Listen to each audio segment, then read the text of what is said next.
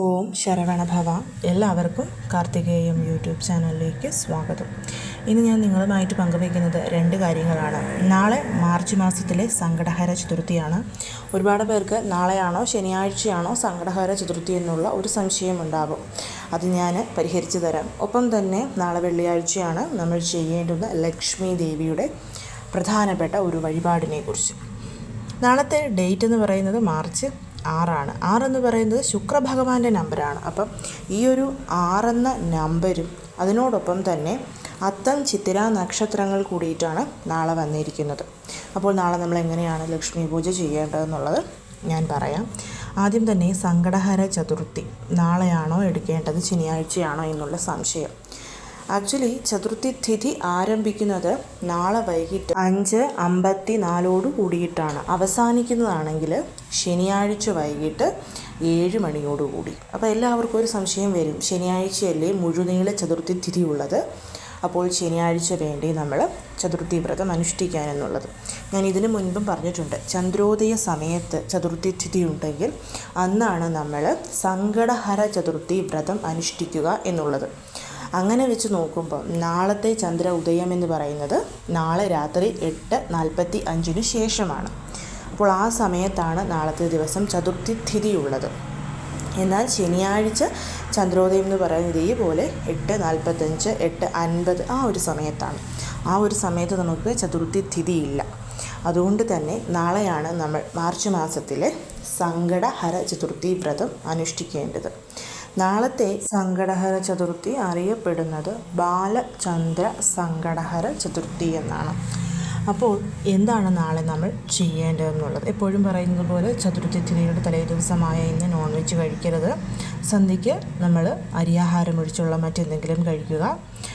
നാളെ വെള്ളിയാഴ്ച സൂര്യോദയത്തിന് മുൻപ് ഉണർന്ന് കുളിച്ച് ഭഗവാന് മുൻപിൽ ഒരു ദീപം കൊളുത്തി വെച്ച് കറുകപ്പുല്ലോ ചെമ്പരത്തിപ്പൂവോ ശംഖുപുഷ്പമോ സമർപ്പിച്ച് നമ്മൾ നമ്മുടെ വ്രതം തുടങ്ങുക.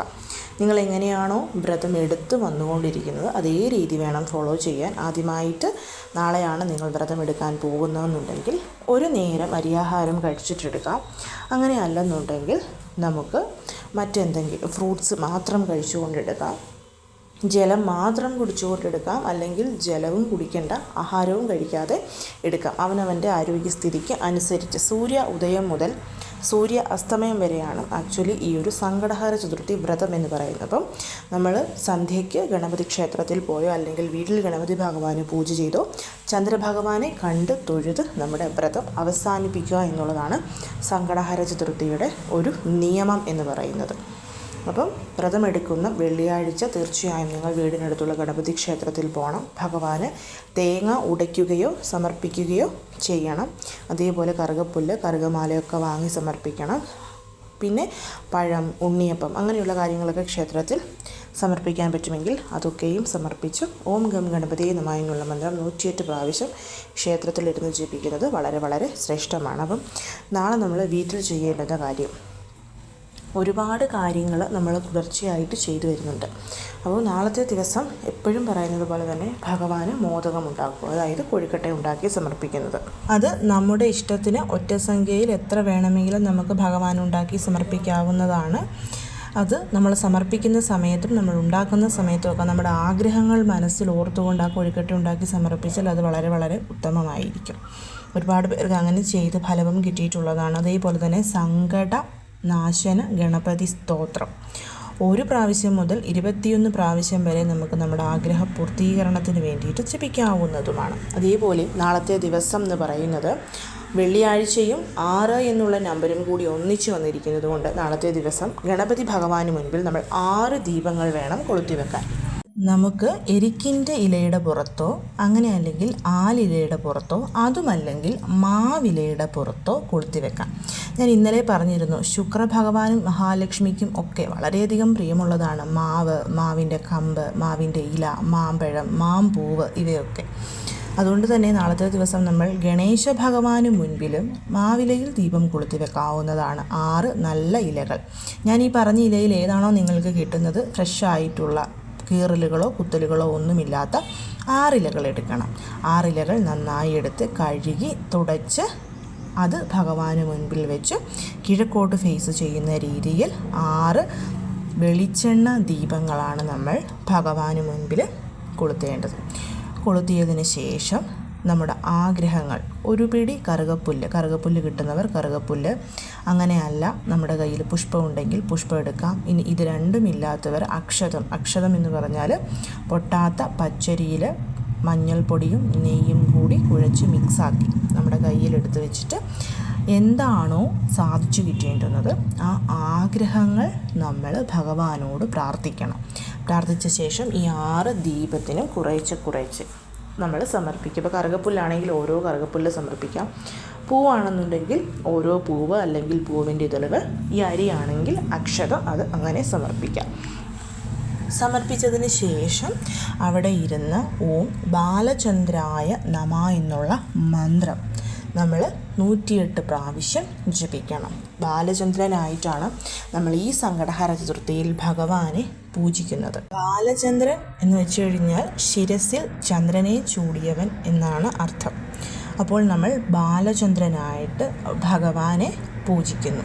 അപ്പോൾ നമ്മൾ മനസ്സിൽ അതൊന്ന് കാണണം. ഭഗവാൻ നമുക്ക് മുൻപിൽ ആ ഒരു ചന്ദ്രനെ കൊണ്ട് ഇരിക്കുന്നത്, ചന്ദ്രനെ ശിവഭഗവാൻ ജടയിൽ ചൂടിയിരിക്കുന്നത് പോലെ തന്നെ ഭഗവാൻ ഗണേശനും ചന്ദ്രനെ ശിരസിൽ ചൂടിയിരിക്കുന്നതായിട്ട് കണ്ടുവേണം നമ്മൾ പ്രാർത്ഥിക്കാൻ. അപ്പം ഈ ഒരു മന്ത്രം 108 പ്രാവശ്യം നമ്മൾ ജപിച്ചതിന് ശേഷം ധൂപദീപ ആരതി. ധൂപം എന്ന് പറഞ്ഞാൽ സാമ്പ്രാണി കാണിക്കുന്നു, ദീപം എന്ന് പറഞ്ഞാൽ നെയ് ദീപ ആരതി. അതായത് നമ്മൾ നെയ്യിൽ മുക്കിയ തിരിയെടുത്തിട്ട് കത്തിച്ച് നമ്മൾ ഭഗവാന് ആരതി എടുക്കുന്നു. അതിനുശേഷം നിവേദ്യം, നമുക്ക് എന്ത് നിവേദ്യവും ഭഗവാന് വെക്കാം. ഗണേശ ഭഗവാന് മുൻപിൽ എപ്പോഴും മല പോലെ ധാരാളം ആഹാരങ്ങൾ ഇരിക്കണം എന്നുള്ളതാണ്.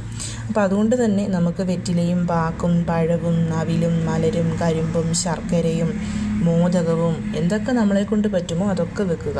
ഇനി ഒരേ ഒരു വസ്തുവാണ് നിങ്ങൾക്ക് സമർപ്പിക്കാനുള്ളത്. ഇപ്പോൾ കൊഴുക്കട്ട മാത്രമാണ് നമ്മൾ വെക്കുന്നതെന്നുണ്ടെങ്കിൽ കുറച്ചധികം കൊഴുക്കട്ട സമർപ്പിക്കുക. പഴമാണെന്നുണ്ടെങ്കിൽ ഒരു പടലപ്പഴം സമർപ്പിക്കുക. ശർക്കരയാണെങ്കിൽ ഒരു വലിയ ഉണ്ട ശർക്കര സമർപ്പിക്കുക. അങ്ങനെ ഏറെ വെക്കുക. അത് വെച്ച് കർപ്പൂര ആരതിയും എടുത്ത് ഭഗവാനോട് വീണ്ടും ആഗ്രഹം പറയുക. സങ്കടഹര ചതുർത്ഥി ദിവസം നമ്മൾ സങ്കടനാശന ഗണപതി സ്തോത്രം ഒരു പ്രാവശ്യമെങ്കിലും, എത്ര സമയമില്ലെങ്കിലും ഒരു പ്രാവശ്യമെങ്കിലും ജപിക്കാൻ മറക്കരുത്. അതിനുശേഷം നമ്മൾ വെളിയിൽ വരുന്നു, ചന്ദ്രനെ നോക്കുന്നു. ചന്ദ്രഭഗവാൻ അർഘ്യം കൊടുക്കാം, അതുപോലെ ധൂപദീപ ആരതിയൊക്കെ എടുക്കാം. അതൊക്കെ താല്പര്യമുള്ളവർക്ക് ചെയ്യാം. ചന്ദ്രനെ നോക്കി നമ്മുടെ ആഗ്രഹം മനസ്സിൽ പ്രാർത്ഥിച്ച് ചന്ദ്രനെ വണങ്ങിയതിന് ശേഷം ഭഗവാൻ എന്താണോ നമ്മൾ വെച്ചിരിക്കുന്ന നിവേദ്യം അത് കഴിച്ചു നമുക്ക് നമ്മുടെ വ്രതം അവസാനിപ്പിക്കാവുന്നതാണ്. ഇതാണ് നമ്മൾ ചെയ്യേണ്ടുന്ന കാര്യം. നാളത്തെ ദിവസം എന്തൊരാഗ്രഹമാണോ നിങ്ങൾ ഗണപതി ഭഗവാനോട് വെക്കുന്നത് വളരെ പെട്ടെന്ന് തന്നെ ഭഗവാൻ നമുക്കത് സാധിച്ചു തന്നിരിക്കും. ഇനി നാളത്തെ ദിവസം ലക്ഷ്മി ദേവിക്ക് വളരെയധികം പ്രിയപ്പെട്ട വെള്ളിയാഴ്ചയാണ്. ഞാൻ പറഞ്ഞു അത്തം ചിത്തിര നക്ഷത്രത്തോടു കൂടി 6 എന്നുള്ള സംഖ്യയിലാണ് നാളെ വെള്ളിയാഴ്ച വന്നിരിക്കുന്നത്. അപ്പോൾ നാളത്തെ ദിവസം നമ്മൾ എന്ത് ചെയ്യാം? ഇതേപോലെ തന്നെ ലക്ഷ്മി ദേവിക്ക് മുൻപിൽ നമ്മൾ 6 നെയ് ദീപങ്ങൾ കൊളുത്തി വെക്കണം. ലക്ഷ്മി പൂജ നമ്മൾ ചെയ്യുമ്പം എങ്ങനെയാണ് നമ്മൾ പൂജ ചെയ്യേണ്ടതെന്നുള്ളത് ഞാൻ എപ്പോഴും പറയുന്നതാണ്. ലക്ഷ്മി ദേവിയെ ഇരുത്തുന്ന വിധവും ഒക്കെ അതൊക്കെ എല്ലാവർക്കും കേട്ട് അറിയാമെന്ന് വിചാരിക്കുന്നു. വിഗ്രഹമുള്ളവർ, ഫോട്ടോ ഉള്ളവർ ഇതെല്ലാം വെച്ച് ലക്ഷ്മി ദേവിക്ക് മുൻപിൽ 6 ദീപങ്ങൾ, ഈ പ്രാവശ്യം ദീപങ്ങൾ വടക്കോട്ട് ഫേസ് ചെയ്യുന്ന രീതിയിൽ വേണം നമ്മൾ കത്തിച്ചു വെക്കാനായിട്ട്. അത് മൺവിളക്കിലോ അങ്ങനെയല്ല ചെറിയ ബ്രാസിൻ്റെ വിളക്കിലോ എങ്ങനെ വേണമെങ്കിലും കൊളുത്താം. അങ്ങനെയല്ല എന്നുണ്ടെങ്കിൽ നമ്മുടെ കയ്യിൽ അഷ്ടലക്ഷ്മി വിളക്ക് അല്ലെങ്കിൽ ഗജലക്ഷ്മി വിളക്ക് ഇതുണ്ടെങ്കിൽ അതിൽ 6 തിരിയിടുക.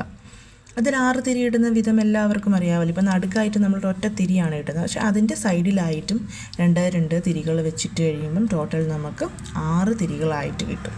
അപ്പോൾ അങ്ങനെ 6 തിരികൾ ആ ഒരൊറ്റ വിളക്കിൽ തന്നെ നമുക്ക് കൊളുത്താവുന്നതാണ്. അങ്ങനെ കൊളുത്തുന്നത് കൊണ്ട് ദോഷങ്ങളൊന്നുമില്ല. അത് വടക്കോട്ട്, ഇപ്പോൾ 6 തിരി നിങ്ങൾ ഏത് രീതിയിൽ കൊളുത്തിയാലും വടക്കോട്ടായിരിക്കണം എന്നുള്ളതേ ഉള്ളൂ. അങ്ങനെ 6 തിരികൾ ലക്ഷ്മി ദേവിക്ക് മുൻപിൽ കൊളുത്തുക. ഇതിനോടൊപ്പം നിലവിളക്ക് വേണമോ? നമ്മളെപ്പോഴും ലക്ഷ്മി പൂജ ചെയ്യുമ്പോൾ അഷ്ടലക്ഷ്മി വിളക്ക് കൊളുത്താറുണ്ട്. അത് കൊളുത്താമോ എന്നൊക്കെ ഒരു സംശയമുണ്ടെങ്കിൽ അത് കൊളുത്താവുന്നതാണ്. ഇത് നമ്മൾ ഈ ഒരു ശുക്രഭഗവാന്റെ കടാക്ഷത്തിന് വേണ്ടിയിട്ടാണ് ഈ 6 ദീപങ്ങൾ കൊളുത്തുന്നത്.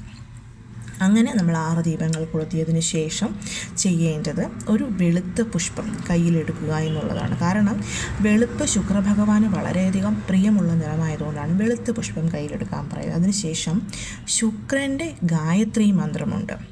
ഓം അശ്വധ്വജായ വിദ്മഹേ ധനുർഹസ്തായ ധീമഹി തന്നോ ശുക്ര പ്രചോദയാത്. ഈ ഒരു മന്ത്രം നമ്മൾ 3 പ്രാവശ്യം ചൊല്ലി വെളുത്ത പുഷ്പങ്ങൾ കത്തിച്ചു വെച്ചിരിക്കുന്ന ദീപത്തിലോ അല്ലെങ്കിൽ ലക്ഷ്മി ദേവിയുടെ ഫോട്ടോയ്ക്കോ സമർപ്പിക്കുക. ശേഷം ശുക്രഭഗവാനോട് എനിക്ക് നല്ല രീതിയിലുള്ള അനുഗ്രഹം തരണമെന്നും ശുക്രഭഗവാന്റെ കടാക്ഷം ആവോളം ഉണ്ടാവണമെന്നും കുടുംബത്ത് ഐശ്വര്യം ഉണ്ടാവണമെന്നും പ്രാർത്ഥിക്കണം. അതിനുശേഷം മഹാലക്ഷ്മി ദേവിക്ക് മുൻപിലിരുന്ന് എല്ലാ പ്രാവശ്യവും പറയുന്നത് പോലെ തന്നെ ദേവിയുടെ അഷ്ടോത്തരം നിങ്ങൾക്ക് ചൊല്ലി അർച്ചന ചെയ്യാവുന്നതാണ്. അല്ലെങ്കിൽ മഹാലക്ഷ്മി അഷ്ടകം, കനകധാരാ സ്തോത്രം, അങ്ങനെ എന്താണോ ചൊല്ലിക്കൊണ്ടിരിക്കുന്നത് ആ മന്ത്രങ്ങളൊക്കെ ചൊല്ലാം. അതിനോടൊപ്പം 6 പ്രാവശ്യം നമ്മൾ ചൊല്ലേണ്ടുന്ന ലക്ഷ്മി ദേവിയുടെ പവർഫുള്ളായിട്ടുള്ള മന്ത്രം ഇതാണ്. ഓം സർവപ്രദേ ദേവി സർവാഭരണഭൂഷിതേ പാപസംഹാരിണീ ദേവി മഹാലക്ഷ്മി നമോസ്തുതേ. ഇതാണ് 6 പ്രാവശ്യം ചൊല്ലി സമർപ്പിക്കേണ്ടുന്ന മന്ത്രമെന്ന് പറയുന്നത്. ഇത് നമുക്ക് ചൊല്ലേണ്ടുന്ന ഒരു രീതിയുണ്ട്.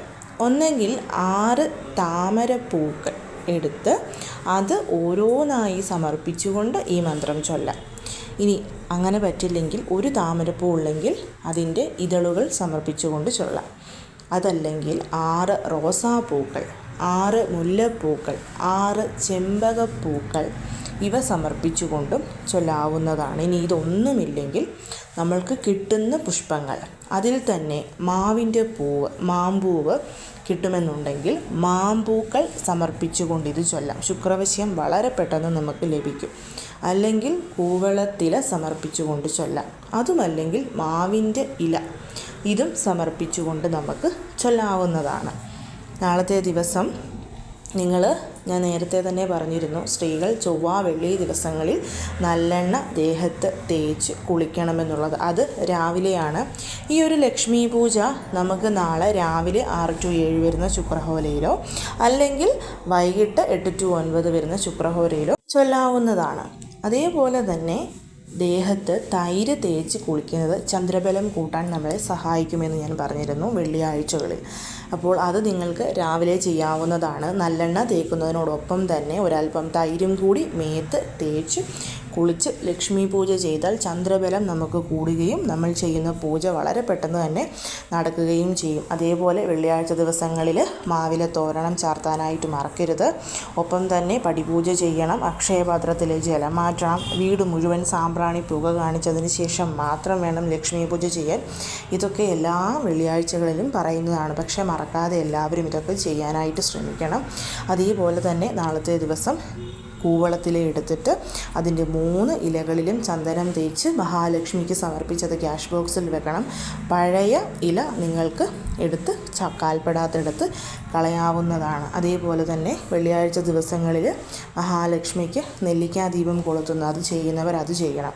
അപ്പോൾ നമ്മൾ ഈ ഒരു മന്ത്രം ചൊല്ലി ലക്ഷ്മി ദേവിക്ക് നിങ്ങളുടെ കയ്യിലുള്ളത്, ഞാൻ ഈ പറഞ്ഞതിൽ എന്താണോ ഉള്ളത് അത് സമർപ്പിച്ചതിന് ശേഷം ദേവിയോട് നല്ല രീതിയിലുള്ള ഐശ്വര്യവും ധനവരവും സമ്പൽ സമൃദ്ധിയും ഒക്കെ തന്ന് അനുഗ്രഹിക്കണം എന്ന് പ്രാർത്ഥിക്കണം. പ്രാർത്ഥിച്ച് കൈകൾ കൂപ്പി ധൂപദീപ ആരതിയൊക്കെ എടുത്ത് നിവേദ്യമായിട്ട് വെളുത്ത കളറിൽ എന്തും നാളെ സമർപ്പിക്കാം. പാല് കാച്ചി വെക്കാം. അതേപോലെ തന്നെ നട്ട്സ് എല്ലാ വെള്ളിയാഴ്ചയും സമർപ്പിക്കുന്നവരുണ്ടെങ്കിൽ നട്ട്സ് സമർപ്പിക്കാവുന്നതാണ്. അങ്ങനെയുള്ള എന്ത് നിവേദ്യവും സമർപ്പിച്ച് കർപ്പൂര ആരതിയും എടുത്ത് ദേവിയോട് പ്രാർത്ഥിക്കാവുന്നതാണ്. വളരെയധികം പവർഫുള്ളായിട്ടുള്ള ഒരു മന്ത്രമാണിത്. ഈ മന്ത്രം ചൊല്ലി പ്രാർത്ഥിച്ചാൽ തീർച്ചയായും നിങ്ങളുടെ വീട്ടിലോട്ട് ധനവരവ് 1-2 ദിവസത്തിനുള്ളിൽ തന്നെ അതിൻ്റെ ഒരു വ്യത്യാസം മനസ്സിലാവുന്നതുമായിരിക്കും. എല്ലാവർക്കും ചെയ്യാൻ പറ്റുന്ന ഒരു കാര്യം തന്നെയാണിത്. എല്ലാവരും ചെയ്യാനായിട്ട് ശ്രമിക്കണം. ഇനി ചിലർക്കുള്ളൊരു സംശയം, ഞങ്ങൾ ആരും തന്നെ നിവേദ്യം സമർപ്പിക്കാറില്ല, അപ്പോൾ ഞങ്ങളിത് ചെയ്യണമോ എന്നുള്ളതാണ്. ഇതുവരെയായിട്ടും നിവേദ്യം സമർപ്പിക്കാത്തവരോട് ഞാൻ ഒരിക്കലും നിർബന്ധിക്കുന്നില്ല. കാരണം ചിലർ പേടിയോടുകൂടിയായിരിക്കും ഇതൊക്കെ ചെയ്യുന്നത്. കുടുംബത്തിലുള്ളവർ സമ്മതിക്കാതിരിക്കും, അങ്ങനെയൊക്കെയുള്ള കാര്യങ്ങൾ. അപ്പം നിങ്ങൾ ഈ മന്ത്രം മാത്രം ചൊല്ലിയാൽ മതിയാകും. നാളത്തെ ദിവസം വൈകുന്നേരമാണ് നമ്മൾ ലക്ഷ്മി പൂജ ചെയ്യാനായിട്ട് ഏറ്റവും ശ്രേഷ്ഠം. അതുകൊണ്ട് തന്നെ ലക്ഷ്മി ദേവിയെയും ഗണേശ ഭഗവാനെയും ഒന്നിച്ചു വെച്ച് പൂജ ചെയ്യാൻ പറ്റിയാൽ അത് വളരെ വളരെ ഉത്തമമായിരിക്കും. സങ്കടഹര ചതുർത്ഥി പൂജ രാവിലെ ചെയ്യുന്നതിനേക്കാൾ സന്ധ്യയ്ക്ക് ചെയ്യുന്നതാണ് ഉത്തമം. സാധാരണ ആകാശത്ത് ചന്ദ്രൻ വന്നതിന് ശേഷമെന്നാണ് പറയുന്നത്. 8:45 ആകും ചന്ദ്രൻ വരാൻ എന്നതുകൊണ്ട് തന്നെ അത്രയും വെയിറ്റ് ചെയ്യണം എന്നൊന്നുമില്ല. പക്ഷേ ഒരു 8 മണിക്ക് നിങ്ങൾ ലക്ഷ്മി പൂജ ചെയ്യുന്നുണ്ടെങ്കിൽ തീർച്ചയായും ഗണപതി ഭഗവാനെയും ആ സമയം ഒന്നിച്ച് വെച്ച് പൂജ ചെയ്ത് പ്രാർത്ഥിക്കാവുന്നതാണ്. കയ്യിൽ എരിക്കിൻ്റെ ഗണപതി ഭഗവാൻ, വെള്ളരിക്ക് ഗണപതി ഉണ്ടെങ്കിൽ തീർച്ചയായും നാളത്തെ ദിവസം വെള്ളരിക്ക് ഗണപതിക്ക് പാലുകൊണ്ട് അഭിഷേകം ചെയ്ത് മഞ്ഞൾപ്പൊടി ശരീരം മുഴുവൻ തൂത്ത് വേണം നമ്മൾ പൂജാമുറിയിൽ വെക്കാനായിട്ട്. അപ്പോൾ എല്ലാവരും നാളത്തെ ദിവസം ഈ കാര്യങ്ങൾ രണ്ടും ചെയ്യാൻ ശ്രമിക്കണം. തീർച്ചയായും അതിൻ്റെ അനുഗ്രഹം, അതിൻ്റെ ഫലമൊക്കെ നമുക്ക് ലഭിക്കുന്നതാണ്. എല്ലാവരെയും മുരുകൻ അനുഗ്രഹിക്കട്ടെ. ഓം ശരവണഭവ.